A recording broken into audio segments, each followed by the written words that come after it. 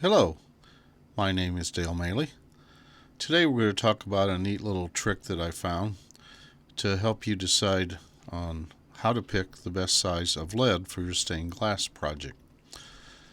A little lead up into finding that method, I took the beginner, intermediate, and advanced stained glass classes from a stained glass shop owner in Bloomington with 42 years of experience.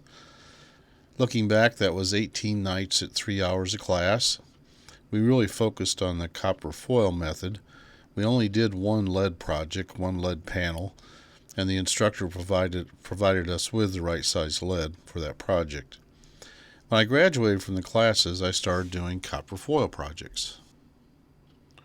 Now, after starting out and focusing on copper foil method, I didn't really like the one lead project we did in class, but my instructor told me that if I tried the lead method after taking the classes, I would come to like it better than the copper foil method.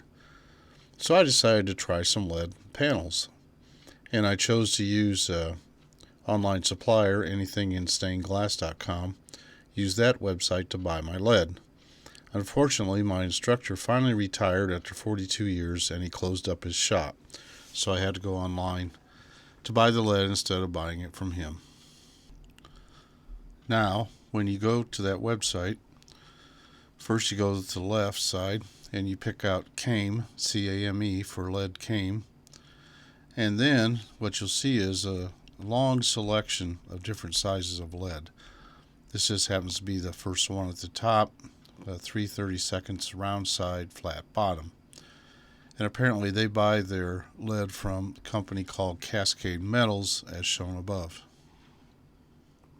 Now, as a retired engineer, I'm very used to creating and looking at drawings, as like on the right of that first lead example. However, what does dimension C of 3/16 really mean compared to larger sizes?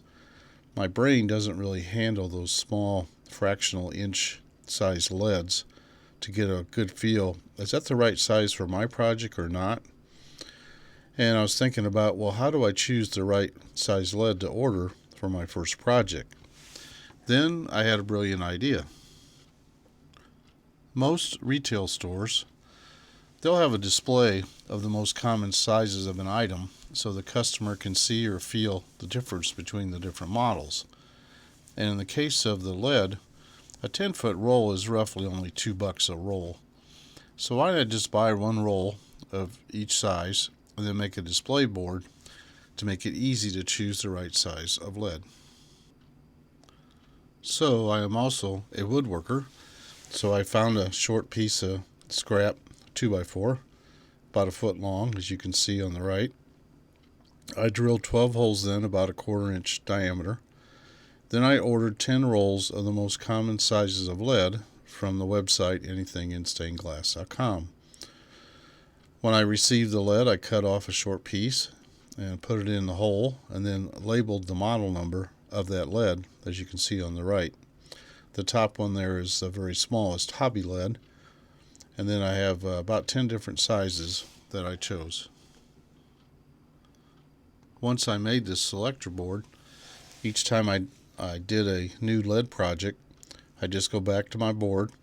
Then I could actually take a piece out and take it to my project and then decide which model number or the right size of lead I needed for that project.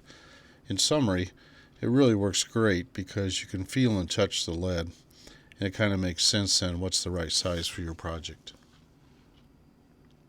So in summary, this short video explains how to make a simple lead selector board, which makes it easy for you to decide which size lead to use on your particular project.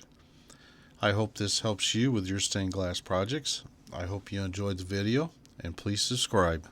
Thank you.